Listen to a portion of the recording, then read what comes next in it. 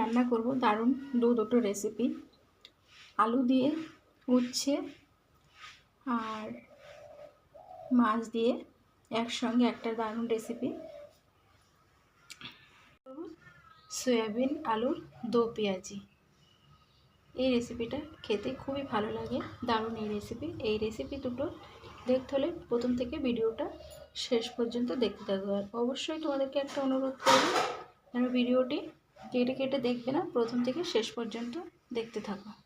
এখানে আমি সয়াবিনের জন্য নিয়ে নিয়েছি আলুগুলো কেটে আর আগে থেকে পরিষ্কার করে নিয়ে নিয়েছি। আলুর সাইজগুলো একটু ছোট ছিল, এর জন্য আমি 1/2 করে নিয়ে নিয়েছি। আর আলুগুলো পরিষ্কার করে ধুয়েও রেখে দিয়েছি। নিয়েছি উচ্ছে আলু মাছের একটা তরকারি, তোমাদেরকে আমি রান্না করে দেখাবো। তোমরা অনেকেই উচ্ছে ভাজা কিংবা উচ্ছের অনেকে তরকারি করে থাকো, এই রেসিপিটা অবশ্যই করে দেখো, একবার হলেও বাড়িতে ট্রাই করো।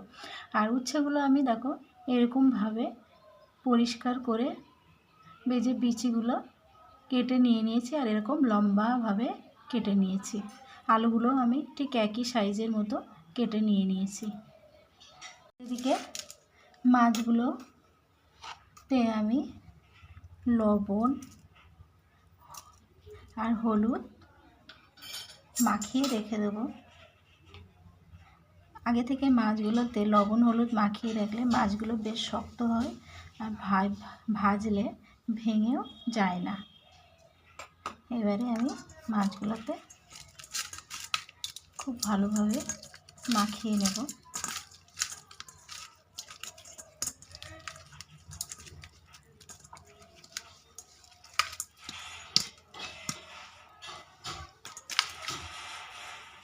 এখানে লবণ আর হলুদ আমি খুব ভালোভাবে মাখিয়ে নিয়ে নিয়েছি। এবার এটাকে আমি রেখে দিচ্ছি। এখন সয়াবিনটা রান্না করার জন্য বা সয়াবিনের দো পেঁয়াজি বানানোর জন্য আমি কড়াইতে বসিয়ে দিয়েছি গরম পানি।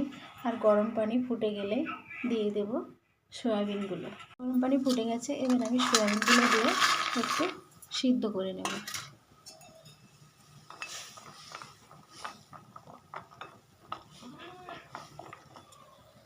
সয়াবিনগুলো সিদ্ধ হয়ে গেছে, এবার একটা পাত্রে আমি নামিয়ে নেব।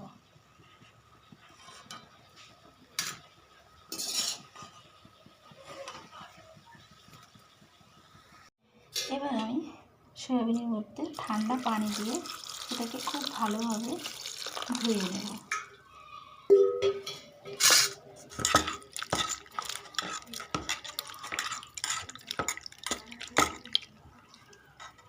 আর সয়াবিনটাকে এইভাবে চেপে চেপে ধুয়ে নিতে হবে, যেন সয়াবিনের মধ্যে কোনো পানি না থাকে।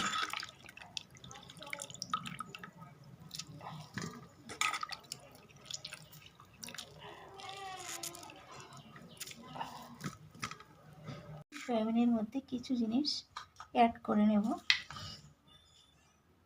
আমি দিয়ে দিচ্ছি 1 চামচের মতো ময়দা, একটু আদা রসুন বাটা, অল্প একটু হলুদ গুঁড়ো, আর দেব লঙ্কা গুঁড়ো অল্প একটু দিয়ে এবারে এটাকে আমি একটু ম্যারিনেট করে নেব। কিন্তু তোমরা ময়দার জায়গায় বেসনও দিতে পারো।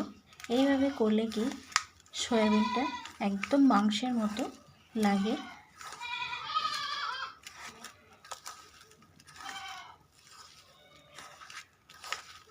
এখানে আমি খুব ভালোভাবে ম্যারিনেট করে নিয়েছি। এবার এটাকে রেখে দেব। তেল গরম হয়ে গেছে, এবার আমি সয়াবিনগুলো অল্প অল্প করে দিয়ে ভেজে নেব তেলের মধ্যে। এবার সয়াবিন সব দেবো না, অল্প অল্প করে ভেজে নেব। সয়াবিনটা মুচমুচে করে ভাজার দরকার নেই, হালকা লাল লাল করে ভাজলেই হবে।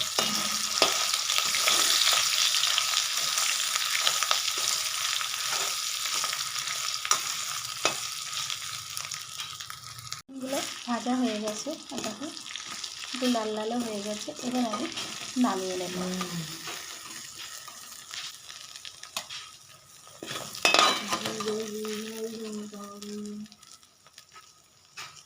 সয়াবিনগুলো ঠিক একই রকমভাবে আমি ভেজে নিচ্ছি।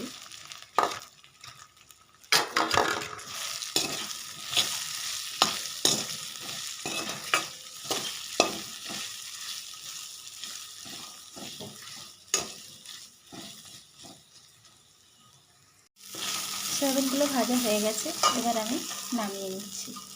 আর ঠিক একই রকমভাবে আমি বাকি সয়াবিনগুলো ভেজে নিয়েছি। এই তেলের মধ্যে দিয়ে দেবো আলু, আর সয়াবিনের আলুগুলো আমি ভেজে নেব।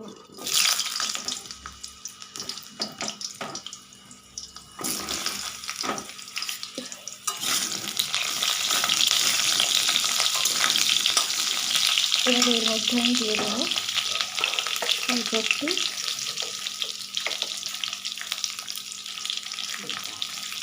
হালকা 1 চিমটি লবণ আর একটু হলুদ।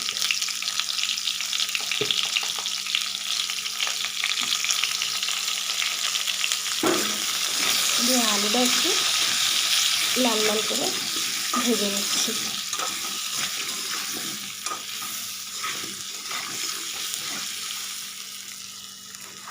আলুটা আমি লাল লাল করে একটু ভেজে নিয়েছি। এবার আমি আলুটা নামিয়ে নেব।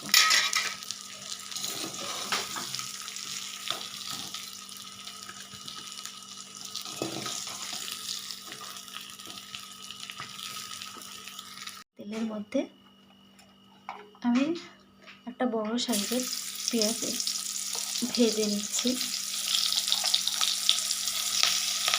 বড় বড় করে এরকম।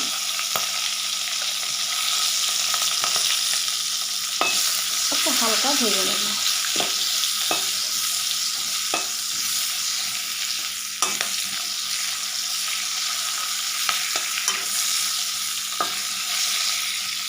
হালকা করে ভেজে নিয়েছি, এবার আমি নামিয়ে নিচ্ছি।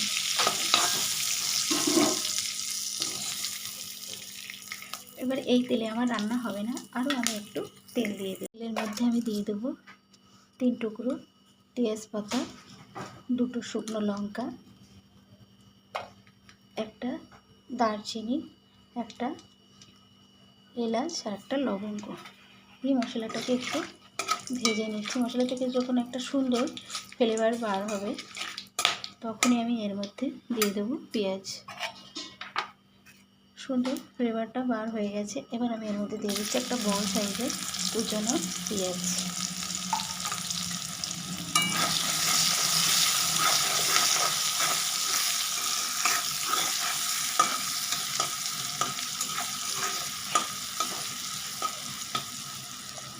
এবার এই পেঁয়াজের মধ্যে পেঁয়াজটা যাতে তাড়াতাড়ি গলে যায়, বা তার জন্য একটু হালকা 1 চিমটি মতো লবণ দিয়ে দিলাম।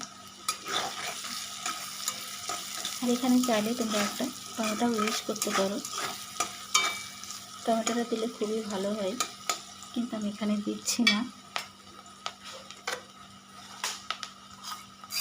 এবার আমি এর মধ্যে দিয়ে দেবো আদা রসুন বাটা 2 চামচ মতো দিয়ে দিলাম। আদা রসুনের যখন কাঁচা গন্ধ ভাবটা চলে যাবে, তখন আমি এর মধ্যে গুঁড়ো মশলা অ্যাড করব।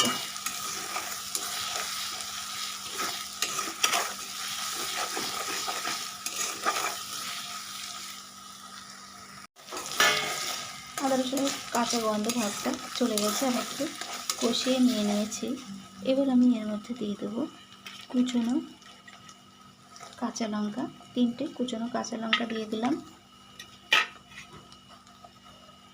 আর দিয়ে দেবো, এবার আমি গুঁড়ো মশলা এর মধ্যে অ্যাড করব। দিয়ে দিচ্ছি 1/2 চামচ ধনে গুঁড়ো, 1/2 চামচ জিরে গুঁড়ো দিয়ে দিলাম। দিয়ে দিচ্ছি কালারের জন্য হলুদ গুঁড়ো, আর একটু দেবো হলুদটা। এবার দেবো ঝালের জন্য একটু 1/2 চামচ ঝালের গুঁড়ো, কারণ এখানে আমি ঝালটা কম ইউজ করেছি, গুঁড়ো ঝাল। ওইদিকে কুচনো কাঁচা লঙ্কা দিয়েছি, ফোড়নের জন্য দিয়েছি শুকনো লঙ্কা, এর জন্য এখানে ঝালটা, আর যে যেমন ঝাল খাবে সেই পরিমাণে ঝালটা ইউজ করবে। এবার এর মধ্যে দিয়ে দেবো অল্প একটু পানি, কারণ নিচে লেগে যাচ্ছে মশলা যেহেতু আছে। এবার মশলাটাকে আমি একটু কষিয়ে নিচ্ছি। 2 মিনিটের মতো হালকা আছে। মশলাটা আমি বেশ কষিয়ে নিয়েছি, দেখো মশলা থেকে তেলও ছেড়ে দিয়েছে। এবার আমি এর মধ্যে দিয়ে দেবো ভেজে রাখা আলুগুলো আমি দিয়ে দিচ্ছি।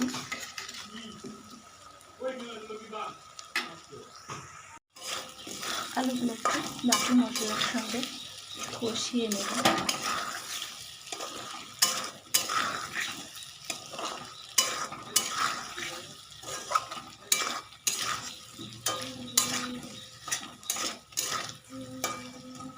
এবার এর মধ্যে দিয়ে দেবো আমি একটু গরম পানি।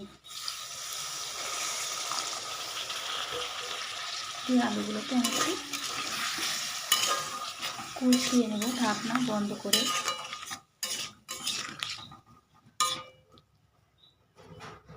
কিছু সময় ধরে আমি ঢাকনা বন্ধ করে কষিয়ে নিয়েছি আর ভেজে রাখা সয়াবিনগুলো আমি দিয়ে দিয়েছি।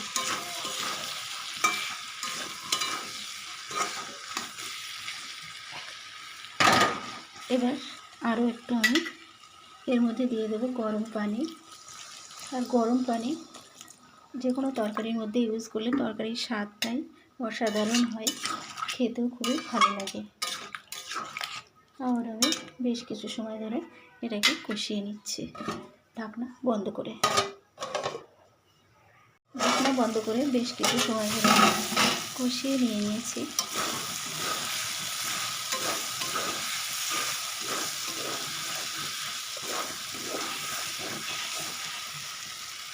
আলুটাও অনেক সিদ্ধ হয়ে গেছে।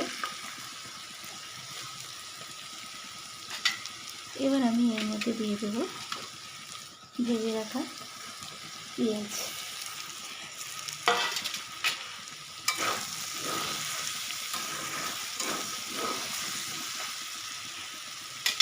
এবার আমি এর মধ্যে দিয়ে দিচ্ছি গরম পানি।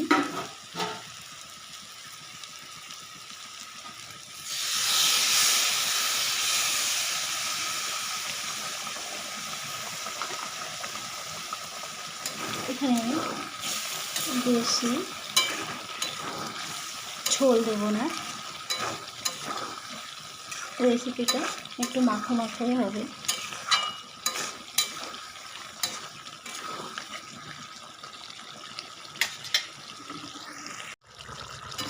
লবণটা একটু দেখে নেবে নিজেদের স্বাদ মতো। এবার আমি এর মধ্যে দিয়ে দিচ্ছি কয়েকটা চিরা কাঁচা লঙ্কা, আর উপর থেকে দিয়ে দিচ্ছি একটু গরম মশলা। 1.5 থেকে 2 মিনিটের মতো একটু মাঝারি আছে ফুটিয়ে নেব।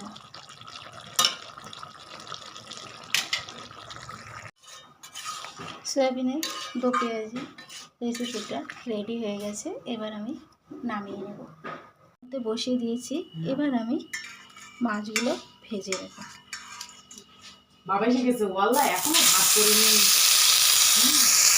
এভাবে উল্টে পাল্টে ভেজে নেব।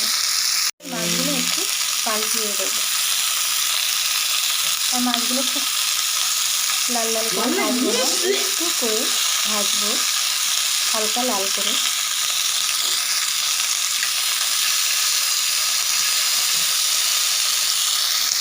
আমি উল্টে পাল্টে ভেজে নিয়েছি। এবার আমি নামিয়ে নেব। তেল গরম হয়ে গেছে। এবার আমি এই তেলের মধ্যে দিয়ে দেব একটা বড় সাইজের কুচনো পেঁয়াজ।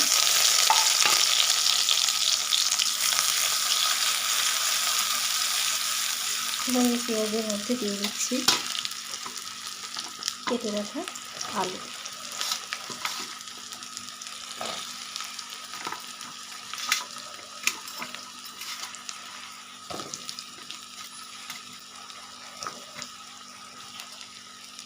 আলু আর পেঁয়াজটাকে একটু ভালো করে মিশিয়ে নেব।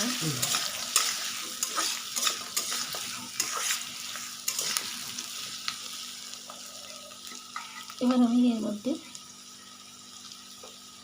কিছু গুঁড়ো মশলা অ্যাড করব। তার একটু আগে আমি একটু ভালো করে ভেজে নেব আলু আর পেঁয়াজটাকে। এটাকে একটু ভালো করে ভেজে নিয়েছি। এবার এর মধ্যে আমি দিয়ে দেবো স্বাদ অনুযায়ী লবণ, হলুদ গুঁড়ো,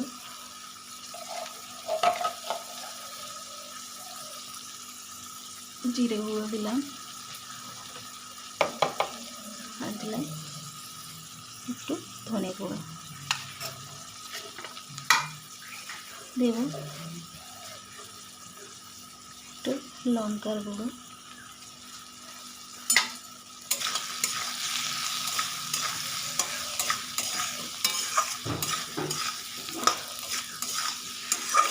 দিয়ে বাকি মশলার সঙ্গে একটু ভালোভাবে মিশিয়ে নেব। আলু আর মশলার সঙ্গে আমি ভালোভাবে মিশিয়ে নিয়েছি। এবার এর মধ্যে আমি দিয়ে দেবো 1/2 কাপ মতো গরম পানি।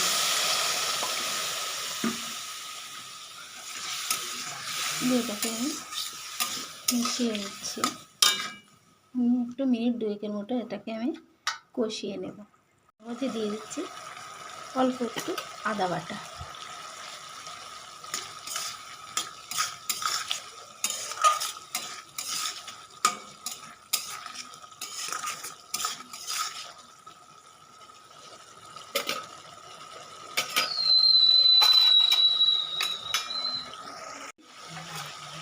মধ্যে দিয়ে দিচ্ছি আমি মাছগুলো, দিয়ে অল্প একটু সময় 1 মিনিটের মতো আলুর সঙ্গে এটাকে আলাদাভাবে রান্না করে নেব। আমি দিয়ে দেবো আরও 1.5 কাপের মতো পানি দিয়ে দিচ্ছি।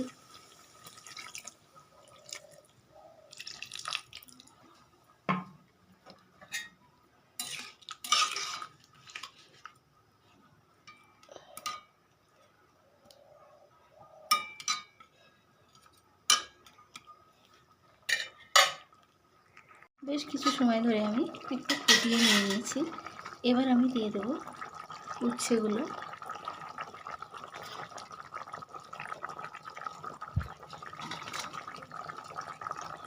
আর এইভাবে রান্না করলে খেতে খুবই অসাধারণ হয়। বাড়িতে একবার হলেও ট্রাই করো।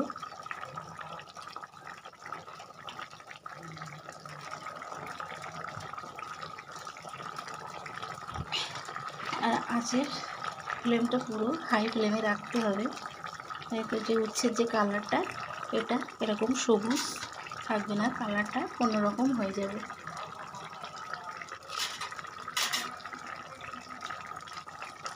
এটাকে আমি হাই ফ্লেমে একটু ঢাকনা বন্ধ করে দিয়ে উচ্ছেটাকে সিদ্ধ করে নেব।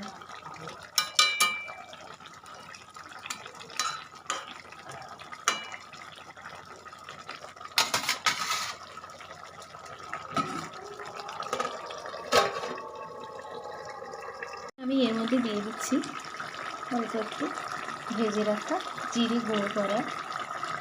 কোনো জিরের বদলে ধনে পাতাও দিতে পারে।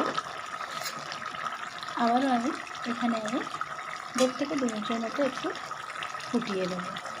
প্রায় আমার উচ্ছে মাছের আলু রেসিপিটা রেডি হয়ে গেছে। আর এইভাবে রান্না করলে ভালো তিতো লাগে না। আর উচ্ছেটা কিন্তু বেশি ঝোলে দিয়ে রান্না করবে না, তাহলে কিন্তু বেশি তিতো লাগবে। অল্প একটু ঝোল দিয়ে রান্না করবে হাই ফ্লেমে। যখন উচ্ছেটা দেবে তখন আঁচটা জোর দিয়ে রান্না করবে, তখন উচ্ছেটা খুবই ভালো লাগবে। হালকা একটু তিতো লাগবে, বাচ্চারাও খেতে পারবে। এই রেসিপিটা গরম ভাতে খেতে খুবই অসাধারণ লাগে। তরকারিটা আমার রান্না হয়ে গেছে। এবার আমি নামিয়ে নেব।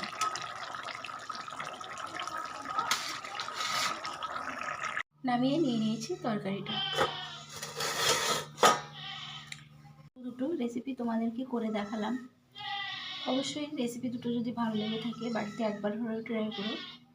আর আমার চ্যানেলটি এখনও যারা সাবস্ক্রাইব করোনি অবশ্যই আমার চ্যানেলটিকে সাবস্ক্রাইব করো। আবারও দেখা হচ্ছে অন্য কোনো রেসিপির সঙ্গে। এখনকার মতো বাই।